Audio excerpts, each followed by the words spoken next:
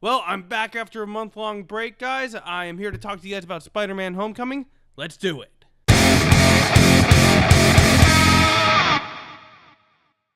So Spider-Man Homecoming is the newest Spider-Man film, the third reboot, and the sixth one we've had since 2002, and it is directed by Jon Watts. And this film stars Tom Holland, Robert Downey Jr., Marisa Tomei, Michael Keaton, and Jon Favreau. And this film follows Peter Parker as a teenager. He has typical teenager problems. He needs to know who he's going out to the prom with. He needs to get an A on his Spanish quiz. He needs to do everything that what you think a typical teenager would have to do. But after school, he turns into the Spider-Man and helping out Tony Stark with little crimes happening here and there. But once he stumbles upon an arms dealer, he is thrust into a world where he has to defeat the Vulture, otherwise known as Adrian Toomes, played by Michael Keaton. Now, I'll be honest in saying, Spider-Man isn't even in my top 5 favorite superheroes of all time.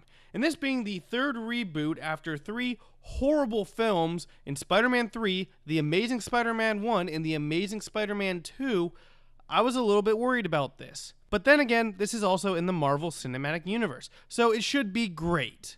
And it was good. I liked this film, but I did not love it nearly as much as everyone else. I will say, the best part about this film, and I can't believe I'm saying this, but it was the villain, the Vulture.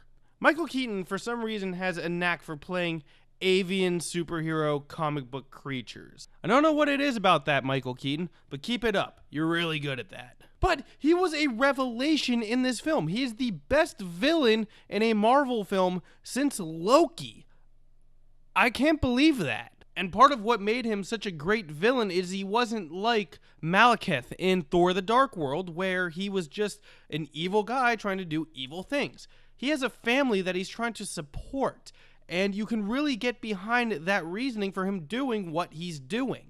And Tom Holland, once again, nails it in both the Peter Parker role and the Spider-Man role. Like I said earlier, I do not like the Amazing Spider-Man films, but Andrew Garfield nailed the role of Spider-Man, but not so much Peter Parker. On the other hand, Tobey Maguire nailed Peter Parker, but not necessarily Spider-Man. Tom Holland, while he doesn't do Peter Parker as well as Tobey Maguire, or he doesn't do Spider-Man nearly as well as Andrew Garfield did, he found the perfect amalgamation of the two, and he is the best Spider-Man that we have had on the big screen, in my opinion. And I appreciate that this is a Spider-Man origin story, but we do not see the origin of Spider-Man the same way we've seen it in other films. We know about Uncle Ben. We know how he got his powers. We don't need to see that again. This film is a coming-to-age film, but it's more of a coming-to-age film in the sense that Peter Parker is growing into Spider-Man instead of a kid growing more into an adult. It's a nice little spin on the coming-to-age genre, and I really appreciated that. But like I said, this film was just good,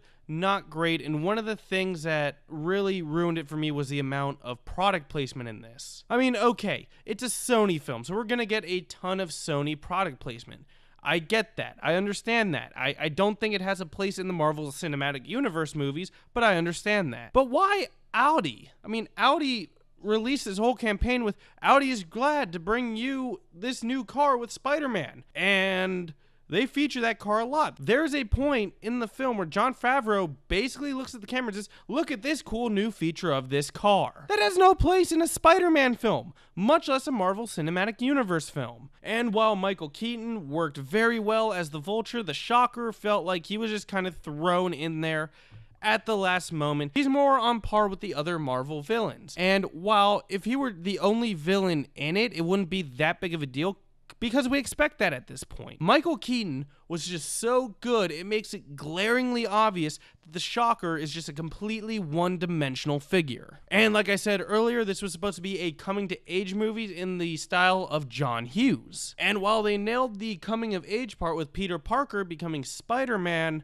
it still didn't have the charm of a John Hughes film. It was refreshing to see Peter Parker in high school and look like he was supposed to be in high school instead of a 30-year-old acting like a 17-year-old. But in terms of the John Hughes stuff, they missed the mark, and if they said it was just a coming-to-age film, I would have been fine with that. But once you throw in the name John Hughes, expectations go through the roof, and they miss the mark. And this doesn't really detract from the film at all, but the 2 post-credit scenes,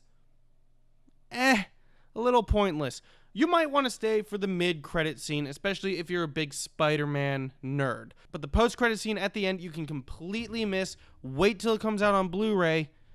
It was basically a giant middle finger to the audience. Again, doesn't take away from the quality of the film, but just warning you on that one. Overall, Spider-Man is a very enjoyable film with a fantastic villain and a fantastic Spider-Man, and that's really all we ask for in these films. Give us compelling characters with a compelling story, and seeing Peter Parker in high school fight off the Vulture, that did it for me. It gave me what I wanted. I'm going to give Spider-Man Homecoming a B. Guys, I know I was gone for a month. I'm sorry, I was out for work again, first to Mexico, and then I went to Alaska. It was so cool, but I'm glad to be back. Watch out very soon for my review of War for the Planet of the Apes. Guys, you are the best. Thank you so much. Have you seen Spider-Man Homecoming? If you have, comment below and let me know. If you guys like this, you can like and share this, and I will see you guys next time.